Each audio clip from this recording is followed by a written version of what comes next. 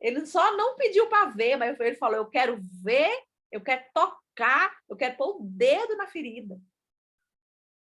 E aí, tantas pessoas que estavam lá, Tomé ainda fala dessa forma. Passado 8 dias, né, Deus dá um prazinho para a gente se convencer das nossas falhas, né? Mas como não tinha jeito, Jesus volta, faz novamente aquela saudação, né? Que a paz esteja com vocês. E antes de mais nada, imediatamente ele vira para Tomé e fala, Tomé, vem cá, meu filho. Põe aqui, meu filho, a tua mãozinha aqui, põe o teu dedo aqui. Tomé não tirou mais a prova. Ao ver a glória de Jesus, Tomé imediatamente se ajoelha diante de Jesus e diz, Senhor meu e Deus meu. Jesus, naquele momento, sabia que ele tinha se arrependido, que ele tinha acreditado, mas Jesus não deixou de dar aquele puxãozinho de orelha que serve para cada um de nós hoje. Jesus falou, filho, porque você me viu, você acreditou, meu filho? Quantas vezes nós conversamos sobre isso?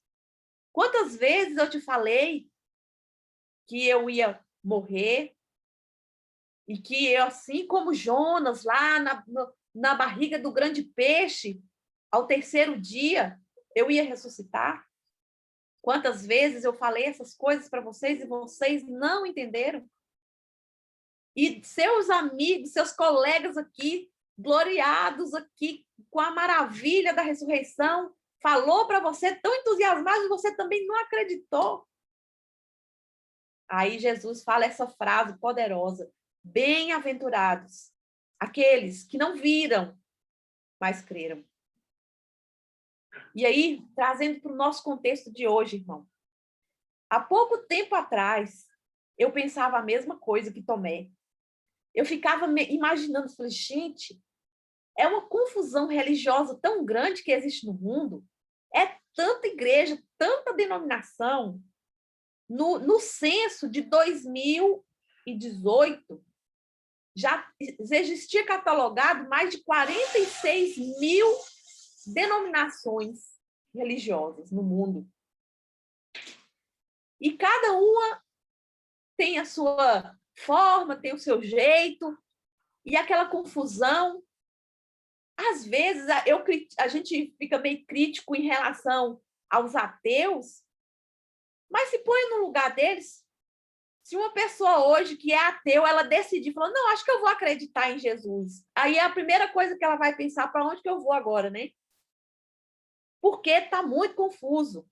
É muita gente, cada um fala alguma coisa, cada um age de um jeito. E aí a pessoa que não tem, né, ainda o conhecimento da palavra, está querendo buscar ainda, ela vai ficar tão perdida que ela não vai saber se é adventista, se é batista, se é metodista, presbiteriana, se é católica. Ela não vai saber o que está certo quando ela ainda não tem informação nenhuma da palavra de Deus.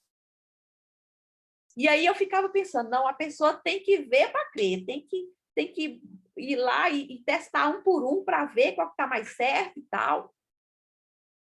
Só que quando a partir do momento que a gente vai chegando para o tempo do fim, eu comecei a ter assim um pensamento no meu coração e estudando, né, a palavra de Deus, vendo outros versículos bíblicos, eu parei para pensar e para imaginar assim no que o Espírito Santo colocou no meu coração. Não é tempo mais de ver para crer. Não é tempo de sentir para crer.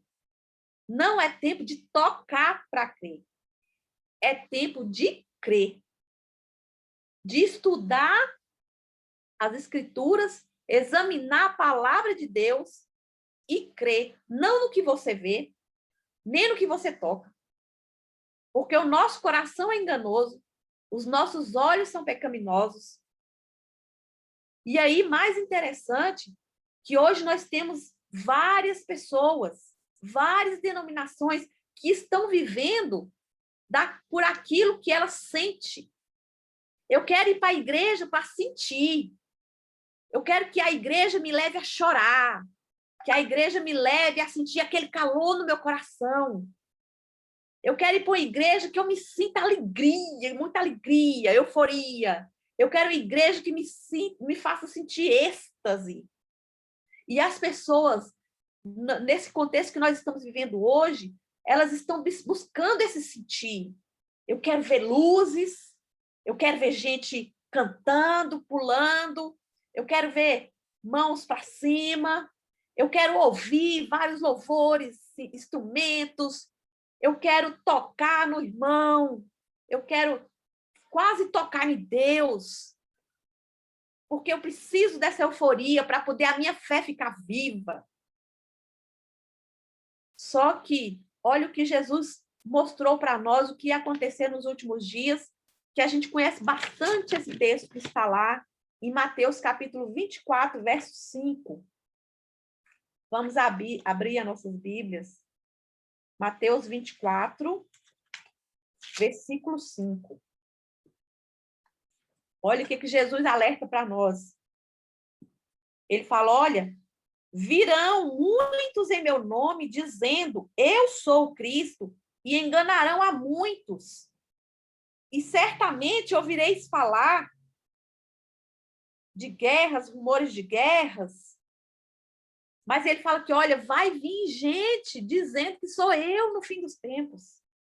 No verso 11 também, fala, levantar-se-ão muitos falsos profetas e enganarão a muitos. Então, como a gente pode comprovar hoje, vai haver muito engano. Jesus já tinha alertado isso. Nós estamos vivendo isso hoje e isso ainda vai piorar. Vai ter muito mais engano ainda. E também no Mateus capítulo 24, versículo de 23 até o 26, diz assim, então, se alguém vos disser, eis aqui o Cristo, ou ei-lo ali, não acrediteis, porque surgirão falsos profetas, operando grandes sinais e prodígios para enganar, se possível, os próprios eleitos. Então, irmão, nos últimos tempos, que é o tempo que nós vivemos hoje, nós vamos ter tantos prodígios em casas de orações, tantos sinais extraordinários, que se a pessoa não estiver antenada com o está escrito, com a palavra de Deus, ela, com toda boa intenção do seu coração, poderá ser enganada. E nós vivemos hoje em um mundo onde as pessoas estão buscando, as pessoas estão começando a buscar mais a palavra de Deus, conhecer a Jesus, a gente está vendo que as pessoas têm um movimento querendo encontrar mais Jesus. Só que as pessoas estão querendo chegar na igreja e encontrar o prato pronto. Ela quer que a igreja forneça um sentimento para ela, um êxtase para ela. E aí ela se conforma com aquilo que a pessoa, que alguém falou. Alguém leu para ela uma palavra e explicou uma coisa para ela da Bíblia, e ela mesma não senta para examinar a Escritura. Eu já falei na igreja assim, umas 10 vezes nas mensagens que a gente fala sobre a questão da gente ter que ver os membros da igreja perguntando coisas da Bíblia. Para o pastor, para o ancião, para o líder, para o amigo. Por que a gente não está perguntando, não está fazendo perguntas bíblicas para a igreja? Lá no grupo da igreja, a gente não vê ninguém perguntando, olha, eu fiz uma leitura bíblica aqui, eu não entendi isso, quem é que sabe responder isso para mim? Sabe por que a gente não está perguntando? Não é porque a gente sabe, não. Porque não tem como a gente ler a Bíblia assim para garimpar de verdade e entender tudo. Ou é porque a gente está lendo só por cima, ou é porque a gente não está lendo. Né? E a garantia que nós temos de que o que a gente está seguindo está correto, está de acordo com o que o Senhor nos orienta, é através da Escritura. Somente através da Escritura. Porque a partir de agora, o que a gente vê, o que a gente ouvir, o que a gente tocar, o que a gente sentir, a a gente tem que pôr a prova na palavra de Deus. Não no que a gente está enxergando assim com os nossos olhos carnais, mas com os olhos espirituais. E isso só acontece através da palavra de Deus. A gente vê muitas pessoas se envolvendo usando o grupo da igreja, se envolvendo com questões políticas, por exemplo, nos grupos da igreja, discutindo se o PT é bom, se o Bolsonaro é bom, se o Lula é bom, não sei o quê. Quanta perca de tempo, sendo que a gente tem que esmiuçar, na verdade, é o que a palavra fala para cada um de nós. E não importa como que eu estou, se o outro parece sentir mais do que eu, se ele parece estar melhor do que eu, o que importa é o meu relacionamento com Deus. E outra coisa interessante, muitas vezes a gente se ajoelha para orar e falar com Deus, e tem momentos que a gente se sente sozinho. Tem momentos que você ora a Deus e você fala assim, Senhor, mas parece que o Senhor não está me escutando. Eu te pedi uma resposta, mas eu não sinto o Senhor me respondendo. Aí você fala assim, mas será que o Senhor não está me escutando? Será que a minha fé que está fraca, que a minha fé que não está chegando no teto? Será que o que eu tenho que fazer para eu sentir mais a presença de Deus? E a gente leva muito esse relacionamento com Deus nesse calor que a gente sente no coração, no chorar. Eu não chorei mais, eu não senti o calorzinho no meu coração. Será que Deus não está perto de mim? Isso não existe, meu irmão. Nós nos afastando de Deus, Ele sempre nos busca. Ele sempre está do nosso lado. E aí, o que a gente deve fazer nesse momento tão difícil? Naquele momento onde você acha que Deus não está escutando a sua oração, naquele momento onde você acha que você está sozinho, porque a sua oração não está chegando no teto. Você pode ter certeza que Deus está do seu lado. Jamais a oração de um filho que busca Deus, mesmo na sua fraqueza, mesmo na sua falta de fé, jamais, quando você clamar a Deus, mesmo com o seu coraçãozinho tão fraquinho, ele vai deixar de te escutar, ele vai deixar de estar do teu lado. Ele está lá. Aí o que você precisa para você conseguir continuar seguindo, mesmo sem sentir o calor no coração? Precisa de fé. E o que Hebreus fala para nós em Hebreus capítulo 11, versículo 1? Vamos ler lá. Hebreus 11, verso 1. Diz assim: ora, a fé é a certeza de coisas que se esperam, quer dizer, eu quero uma coisa, eu espero uma coisa, mas convicção de fato que se não veem. A fé é uma coisa que se espera, você fica com a convicção de que aquilo vai dar certo, mas você não vê. Felizes aqueles que não viram e creram. A fé você não vê. Pois pela fé os antigos obtiveram um bom testemunho. Abraão, que a gente está estudando bastante agora, né? Deus não mostrou Canaã primeiro para ele sair da sua terra, lá em Harã, para depois seguir a Deus. Deus falou, vai, pega tua família, larga teus parentes lá e vai. E ele, sem ver, sem imaginar como que era a nova Canaã, a Canaã que Deus estava prometendo para ele foi. E nós, mesmo sem sentir a presença de Deus naquele momento do nosso lado, a gente tem que ter a certeza, nas promessas que está na Escritura, de que jamais ele vai nos abandonar, de que sempre ele vai estar no nosso lado na provação, por mais que eu ore e eu não esteja enxergando Jesus, eu não esteja sentindo ele, eu não esteja tocando nele, você tem que ter a fé que ele está lá. Porque o que importa para Deus não é o que você faz, o que você fala, é o fato de você estar no caminho, buscando. O que ele quer de nós é a busca, é o caminho. É não desistir do caminho, caindo, levantando, alegre, sorrindo ou chorando, não importa. Ele quer que a gente esteja trilhando o caminho. O vencedor não é aquele que vai chegar primeiro, é aquele que não desistiu da caminhada.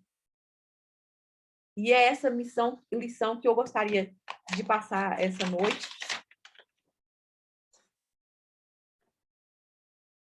E falar o seguinte, nesse momento que nós estamos vivendo, existem muitas pessoas que estão angustiadas, que estão sofrendo, e essas pessoas, elas estão sentindo esse vazio, que muitas vezes nós que somos cristãos, que conhecemos a palavra de Deus, às vezes também sentimos. E o que cabe a nós fazer nesse momento é mostrar para ela, olha, por mais que você esteja se sentindo só, é um engano do teu coração. Alimenta a tua fé, porque Deus está aí do teu lado agora, fazendo o que é melhor para você, para a sua família e para a sua salvação. Eu gostaria de ler para vocês um texto que eu encontrei de um jovem. Olha que interessante. Só um minutinho. Olha só. Não dá mais para aguentar tanta promessa mirabolante. Enche de ter que ouvir pastores, profetas oferecendo os mais ricos votos de felicidade e proteção divina em todos os cultos. Parece que ser abençoado tornou-se quase uma obsessão. Por 2 vezes, esse mês de julho, tivemos que mudar a nossa igreja para um lugar maior. Sabe por quê? Porque o número de gente arrebentada aumentou e o número de mães que pedem visita por seus filhos dobrou. Aí ele fala: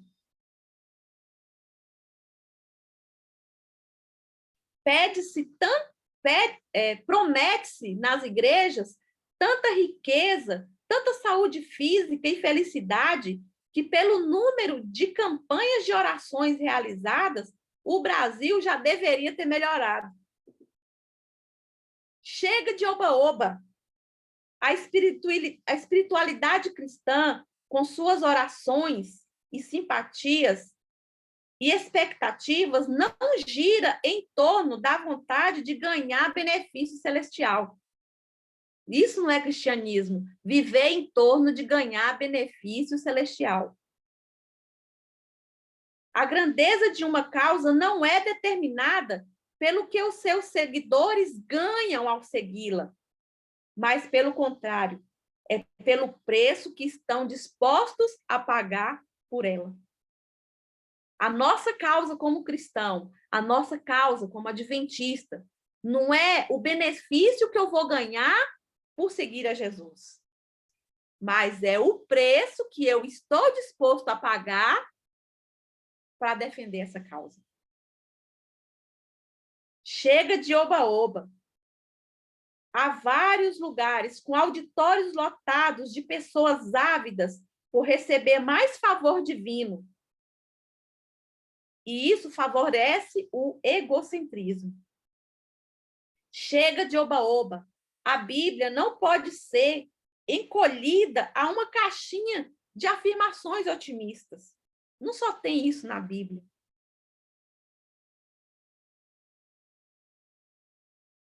Paulo advertiu a igreja a não se imaginar numa redoma de oba-oba. E Paulo anunciou o evangelho dizendo, exortando, permaneçam firmes na fé e mostrando que por meio de muitas tribulações nos importa entrar no reino de Deus. Olha o que Paulo falou. Por meio de muitas tribulações, importa entrar no reino de Deus. Ou seja, Paulo afirmou aqui que nosso caminhada não vai ser fácil. Vai ter momentos difíceis, mas nós entraremos com as dificuldades que nós passamos aqui no reino de Deus. Caminho estreito, né? Como diz também na outra passagem bíblica. Jesus revelou para a igreja de Esmirna, no Apocalipse, o teor da sua missão. Não temas as coisas que tens que sofrer. Ou seja, nós sofreremos. Mas o que importa é não perder a fé e a certeza de que, mesmo no sofrimento, o Senhor está do nosso lado. Chega de oba-oba. A virtude cristã que se deve buscar prioritariamente é a justiça.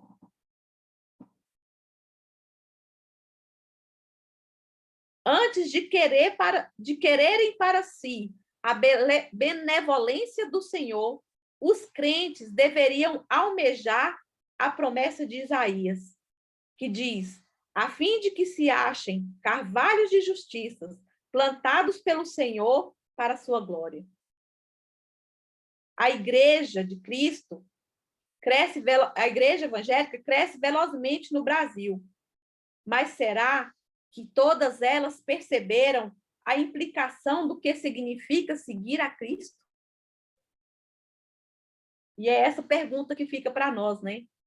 Será que o fato de seguir a Cristo é só buscar os benefícios?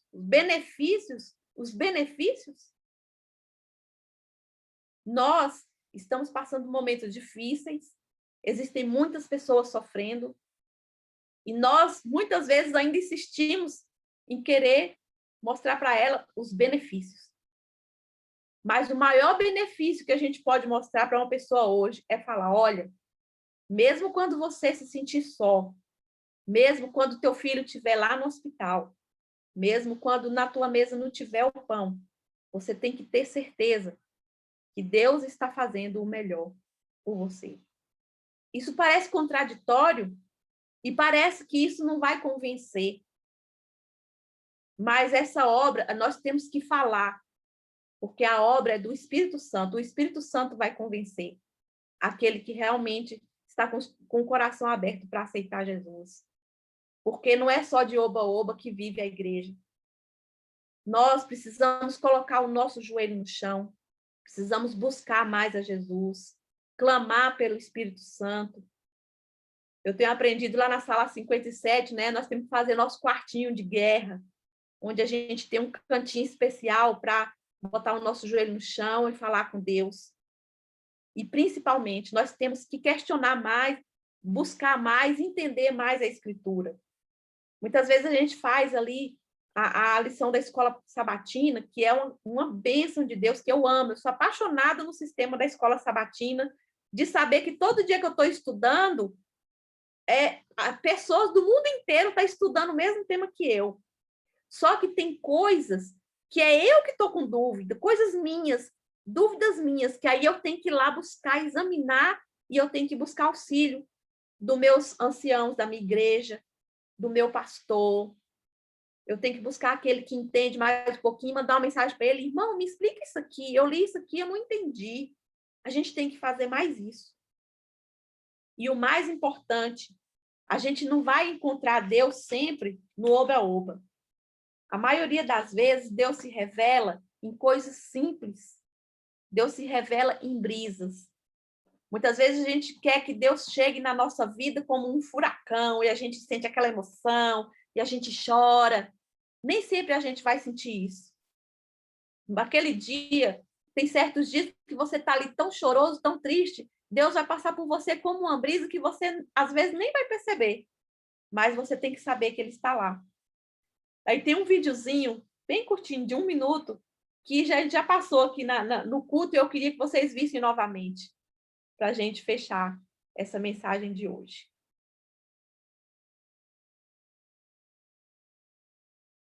Estou triste. Por favor, Jesus, eu não vou mais fazer coisa errada. Faça isso. Por favor, eu sou sua filha. Por favorzinho, eu sou sua filha. E toda a minha família é seus filhos.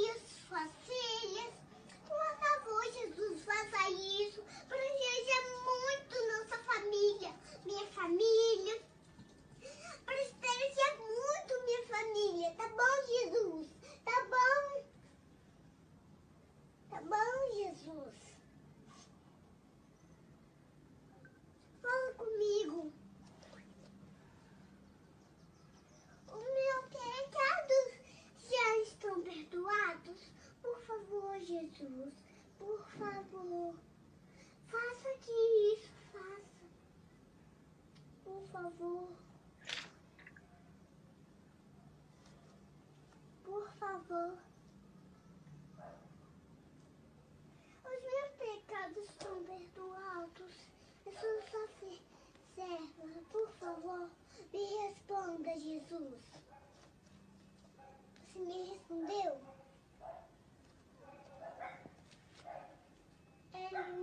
Você me respondeu. Tá bom, tchau, Jesus.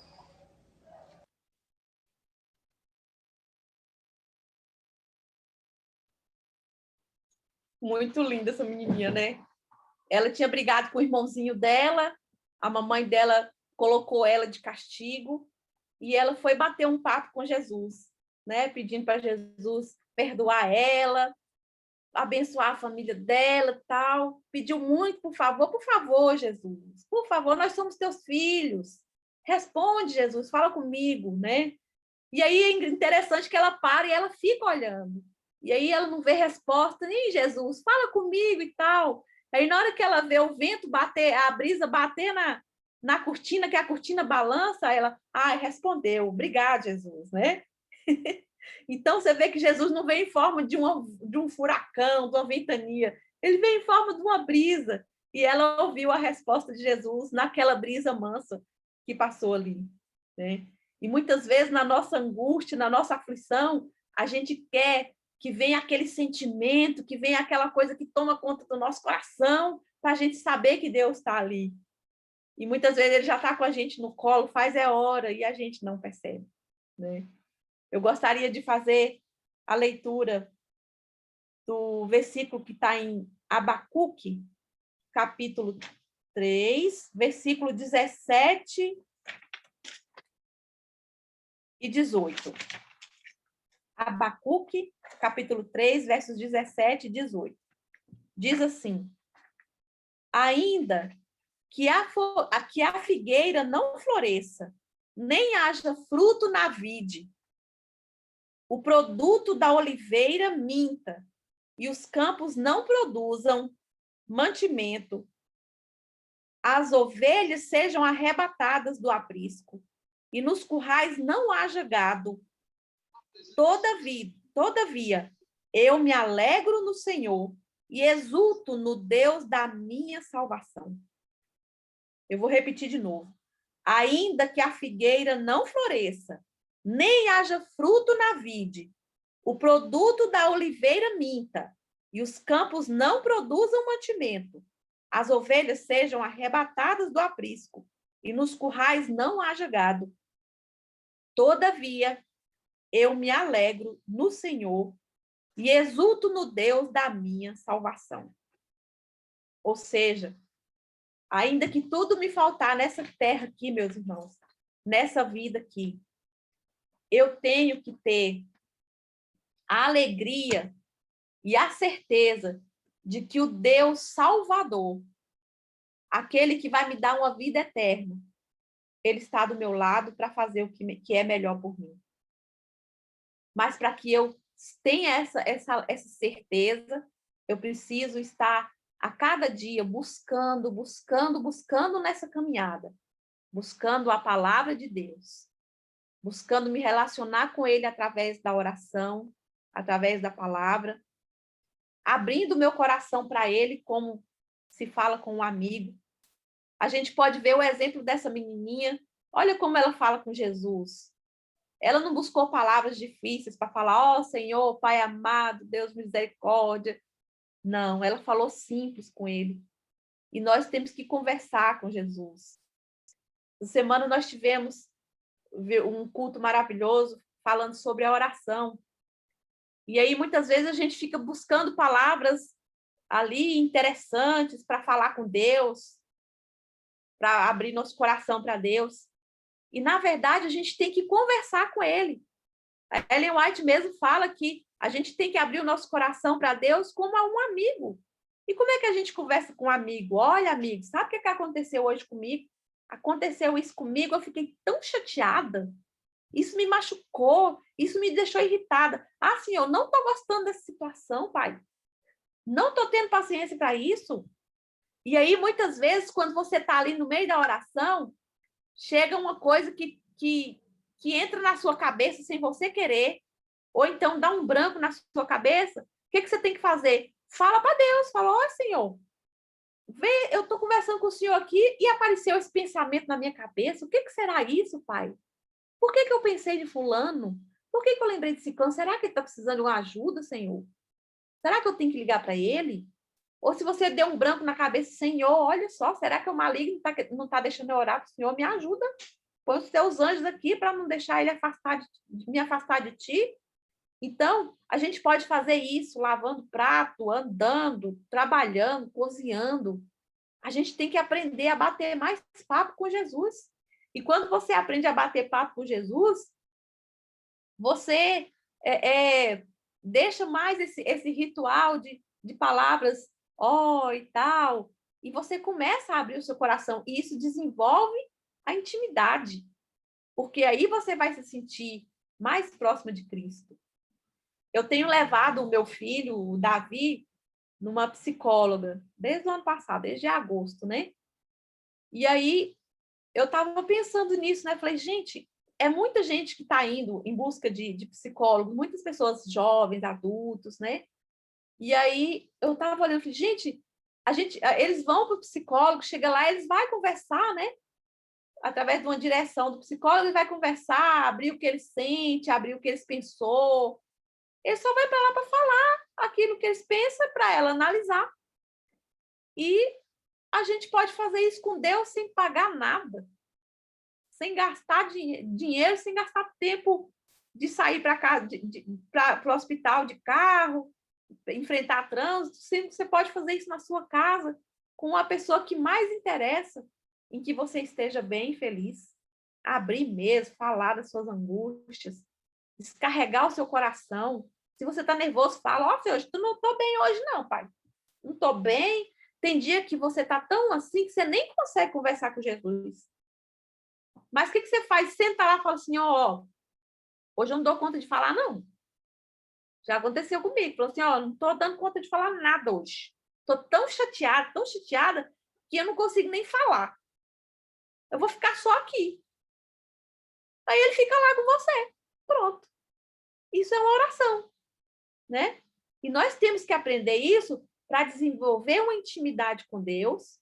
E através dessa intimidade, nós vamos sentir mais desejo de buscar a palavra de Deus. E ao buscar a palavra de Deus, nós vamos entender passo a passo como que vai ser as coisas do tempo do fim. E quando nós entendermos isso, aí o que vai acontecer? A gente não vai ficar acreditando em tudo que a gente vê por aí, em todos os milagres, em todos os efeitos, em todos os sinais. Alguns dias para trás eu estava vendo ali sobre questão de tecnologia, 6D, não sei o quê, aí falando de um projeto lá, que o povo fala até que é teoria da conspiração, sabe? Falando de projeto Bluebeam, que apareceria uma imagem, um holograma de Jesus no céu, aí as pessoas iam achar que Jesus estava voltando, sabe?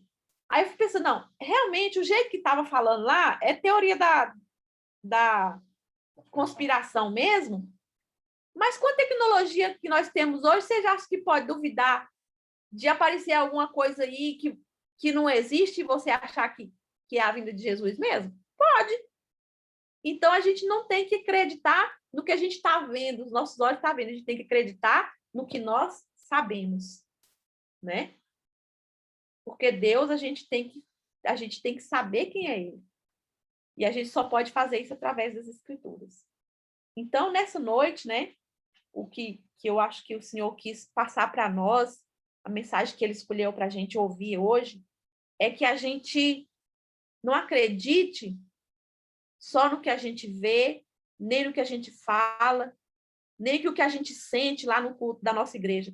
Nós temos que estar preparados para ir a Deus através da nossa fé. A fé naquilo que está escrito. E só você vai saber o que está escrito se você estudar, né? Então, nós temos que ir a Ele através da fé. Os nossos sentidos vai ter que ficar de fora disso.